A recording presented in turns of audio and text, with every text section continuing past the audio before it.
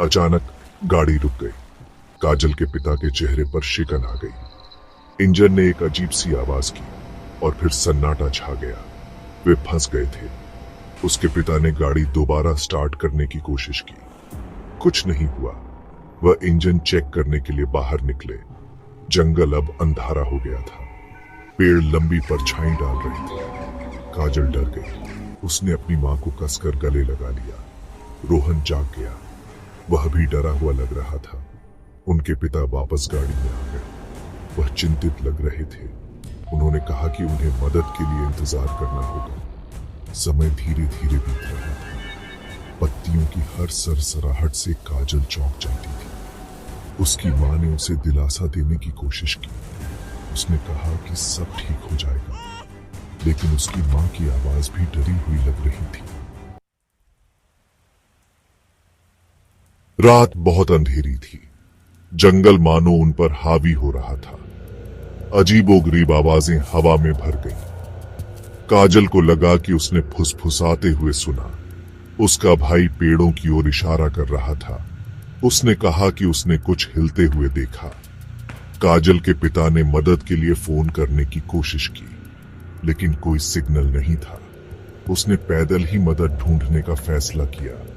उसने उनसे गाड़ी में रहने के लिए कहा। उसने जल्द ही वापस आने का वादा किया। उसने कार का दरवाजा बंद कर दिया। उन्होंने उसे अंधेरे में गायब होते देखा।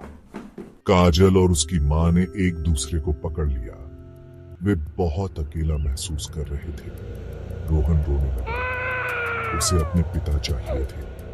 काजल ने बहादुर बनने की कोशिश की। उसने रोहन का ध्यान भटकाने के लिए उसे कहानियां सुनाई, लेकिन अंदर ही अंदर वह बहुत डरी हुई थी। अंधेरे में क्या था? अचानक काजल ने कुछ हिलते हुए देखा। यह कार की खिड़की के बाहर था। अंधेरे में एक आकृति खड़ी थी। ये एक औरत थी।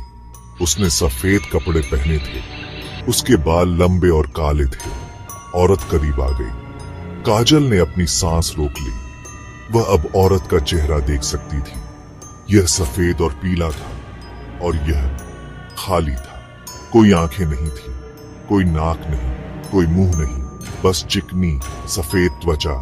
काजल चीख पड़ी। उसने औरत की ओर इशारा किया। उसकी मां ने मुड़कर देखा, लेकिन औरत जा चुकी थी। क्या उसने कल्पना की थी? काजल को नहीं पता था। वह बस इतना जानती थी कि वह बहुत बहुत डरी हुई थी। सूरज उठने लगा। दिन के उजाले में जंगल कम डरावना था। जल्द ही उन्हें दूसरी कार की आवाज सुनाई दी। एक आदमी मदद के लिए रुका। उसने उनकी गाड़ी ठीक करने में मदद की। उन्होंने उसे धन्यवाद दिया और चले गए। काजल सफेद कपड़ों वाली औरत को कभी नहीं भूली। क्या वह असली थी या वह सिर्फ उसकी कल्पना थी?